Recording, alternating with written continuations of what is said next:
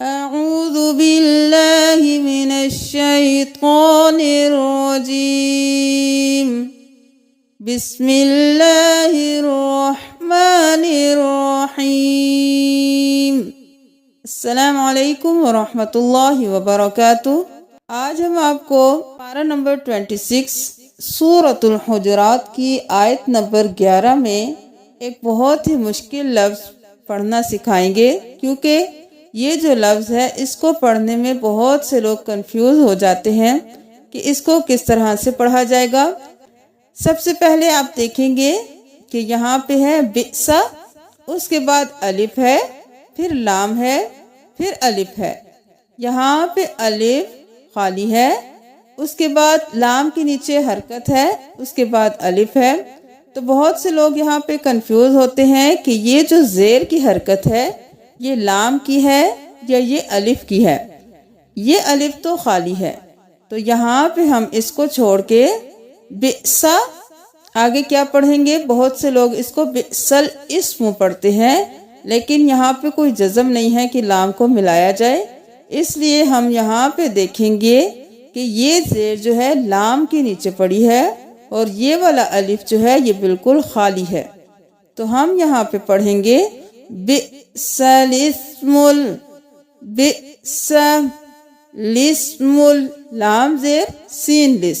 یہاں پہ الف کا کوئی کام نہیں ہے کیونکہ یہ خالی ہے، تو ہم لام کو سین کے ساتھ ملائیں گے، لام زیر سین لس، بئس لس ملفسوق۔ امید ہے آپ کو سمجھ آ گئی ہوگی۔ اب دیکھ لیجئے کہ اس آیت کو کس طرح سے پڑھنا ہے۔ بئس الاسم الفسوق بعد الایمان۔ سورۃ الطلاق آیت نمبر 4 کو دیکھیں گے۔ یہ ورڈ ہے واللائی۔ اب بہت سے لوگ اس کو واللائی پڑھتے ہیں یا واللائی پڑھتے ہیں۔ سب سے پہلے ہم دیکھیں گے کہ واو کے اوپر زبر ہے، اس کے ساتھ الف ہے۔ الف خالی ہے، جب بھی پورے قرآن میں کوئی حرف خالی ہوگا تو ہم اس کو چھوڑ دیں گے، اس کو نہیں پڑھیں گے، ہم اس حرف کو پڑھیں گے جس کے اوپر حرکت ہوگی۔ اب یہاں پہ واو کے ساتھ الف ہے، اس کو نہیں پڑھیں گے، اس کے ساتھ لام کے اوپر حرکت ہے تو ہم واو کے ساتھ لام کو ملائیں گے، واو زبر لام ول، واو زبر لام ول۔ جب بھی تشدید کسی حرف کے اوپر ہوتی ہے اس حرف کو 2 بار پڑھا جاتا ہے۔ اب ہم نے واو کے ساتھ لام کو پڑھ لیا، اب لام کے اوپر کھڑی زبر بھی ہے اور مد بھی ہے، تو ہم ان دونوں کو پڑھیں گے، لام کی دونوں حرکات کے ساتھ ملا کے پھر لام کو پڑھیں گے، لام کھڑی زبر مد لام۔ پہلے واو کے ساتھ لام پڑھا ول اور پھر لا، ولا۔ حمزہ کے نیچے زیر ہے، یہ زیر جو ہے یہ یا کی نہیں ہے، یہ حمزہ کی ہے۔ ہم حمزہ کے نیچے زیر کو پڑھیں گے۔ آپ کو یہ بتایا گیا تھا کہ جب بھی یا ساکن ہوگا اس سے پہلے والے حرف پر زیر ہوگی تو یہ یا مدہ کہلائے گا۔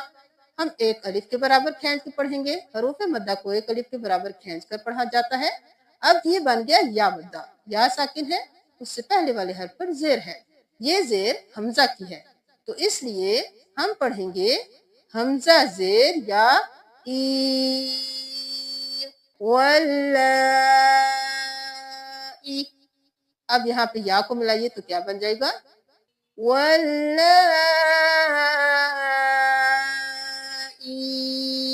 واللائی یئسن من المحیض من نسائکم ان ارتبتم۔ اب سورۃ الملک کی آیت نمبر 25 کو دیکھیے۔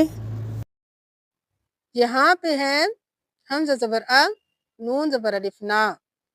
دیکھنے میں تو یہ لگ رہا ہے کہ یہ الف مدہ ہے کیونکہ الف سے پہلے والے حرف پر زبر ہے، لیکن ہم اس کو انا نہیں پڑھیں گے، اس کو کھینچ کر نہیں پڑھیں گے کیونکہ یہ الف سائلنٹ ہے۔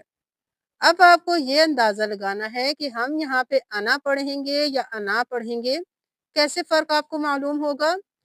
آپ یہ یاد رکھیے کہ جب بھی نون زبر کے ساتھ الف ہوگا اس سے پہلے والے حرف کو دیکھیں گے، اگر وہ الف ہوگا تو ہم اس الف کو سائلنٹ کریں گے، تو ہم اس کو انا نہیں پڑھیں گے، ہم صرف حرکت کو پڑھیں گے، حمزہ زبر ا، نون زبر نا، انا۔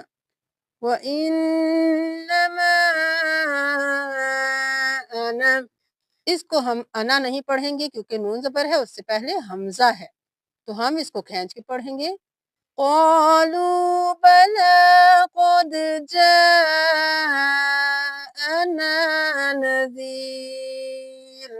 اب دوسری آیت دیکھیے، وَإِنَّمَا أَنَا نَذِيرٌ مُبِينٌ۔ یہ الف اور حمزہ کا فرق ہوگا صرف۔ یہاں پہ سورۃ القاف کی آیت نمبر 2 میں دیکھ لیجئے کہ یہاں پہ رجعن عین جو ہے اس کے اوپر ساتھ میں میم بھی ہے، تو یہاں پہ بہت سے لوگ کنفیوز ہوتے ہیں کہ اس میم کا کیا کام ہے، اس کو کس طرح سے پڑھا جائے گا۔ یہاں پہ رجعن کے اوپر بھی میم ہے، پھر آیت نمبر 7 میں دیکھ لیجئے وَأَنبَتْنَا کے اوپر بھی میم ہے، حمزہ زبر نون اور پھر اوپر میم ہے۔ پھر آگے اسی آیت میں دیکھ لیجئے زوجن کے بیچ میں بھی ایک میم ہے۔ میں آیت نمبر 9 میں دیکھ لیجئے فَأَنبَتْنَا، یہاں پہ بھی نون کے اوپر میم ہے، تو آپ یہ دیکھ لیجئے کہ ان کو کس طرح سے ادا کیا جائے گا۔ رو زبر جیم روج، عین 2 پیش عن، رجعن، تو یہاں پہ ہم رجعن بعید نہیں کریں گے، یہاں پہ ہم عین کے ساتھ میم کی آواز نکالیں گے، رجعم، ہم یہاں پہ تنوین نہیں پڑھیں گے، ہم یہاں پہ رجعم کریں گے، عین 2 پیش میم عم، اس میم کو ہم پورا پڑھیں گے، جیسے کہ ذَلِكَ رَجْعٌ بَعِيدٌ۔ اب یہاں پہ ہم نے دیر کیوں لگائی؟ کیونکہ جب بھی میم کے بعد با آئے گا پورے قرآن میں، وہاں پہ ہم غنہ کریں گے، دیر لگا کے پڑھیں گے۔ اب میم کے بعد با ہے تو ہم ذَلِكَ رَجْعٌ بَعِيدٌ نہیں کریں گے، میم کی آواز نکالیں گے، ذَلِكَ رَجْعٌ بَعِيدٌ۔ آیت نمبر 7 میں وَأَنبَتْنَا نہیں کریں گے، نون کی جگہ میم کی آواز نکالیں گے، واو زبر وا، حمزہ زبر میم ام، وَأَنبَتْنَا، یہاں پہ جیم کے اندر چھوٹا سا میم ہے، تو یہاں پہ ہم اس میم کو بھی پڑھیں گے، زوجین بہیج نہیں کریں گے، یہاں پہ بھی میم کی آواز آئے گی، زا زبر واو زو، جیم 2 زیر میم جیم، تو یہاں پہ ہم جیم کریں گے، زوجین نہیں کریں گے، زوجین بہیج۔ اس آیت کو دیکھ لیجئے وَالْأَرْضَ مَدَدْنَاهَا وَأَلْقَيْنَا فِيهَا رَوَاسِيَ وَأَنبَتْنَا فِيهَا مِن كُلِّ زَوْجٍ بَهِيجٍ۔ جزاکم اللہ۔ اگر آپ کو کوئی بھی قرآن میں لفظ پڑھنا مشکل لگتا ہے، کہیں پہ وقف کرنے میں سمجھ نہیں آتی، تو آپ ہمیں کمنٹ کیجئے، انشاءاللہ اس کے لیے آپ کو ویڈیو بنا کے دی جائے گی۔ جزاکم اللہ۔ السلام علیکم ورحمۃ اللہ وبرکاتہ۔